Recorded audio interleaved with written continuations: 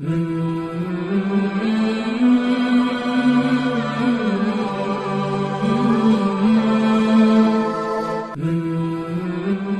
کا بیٹا جہنم میں علیہ الصلاۃ والسلام، ابراہیم کے والد جہنم میں، لوط علیہ الصلاۃ والسلام کی بیوی جہنم میں، حضور نبی کریم صلی اللہ علیہ وسلم کے چچا جہنم میں، جبکہ فرعون کی بیوی حضرت آسیہ جنت میں۔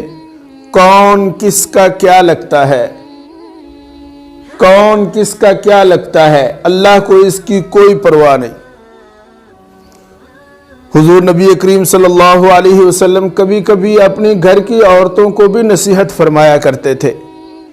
چنانچہ آپ نے اپنی پیاری بیٹی سے یہ فرمایا، یا فاطمہ بنت محمد، اے فاطمہ، اے محمد کی بیٹی صلی اللہ علیہ وسلم، اپنے آپ کو جہنم کی آگ سے بچانا۔ فَإِنِّي لَا أَمْلِكُ لَكِ مِنَ اللَّهِ شَيْئًا، اس لیے کہ کل قیامت والے دن میں تمہارے کسی فعل کا ذمہ دار نہیں ہوں گا۔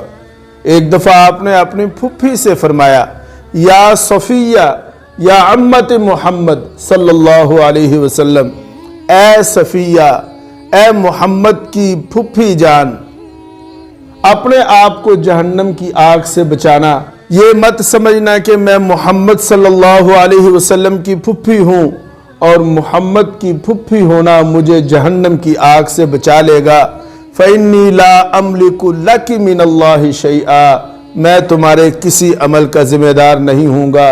اس لیے میرے عزیزو دوستو، میں نے عرض کیا کہ کون کس کا کیا لگتا ہے، اللہ کو اس کی کوئی پرواہ نہیں۔ اللہ کو تو شرک سے پاک ایمان چاہیے۔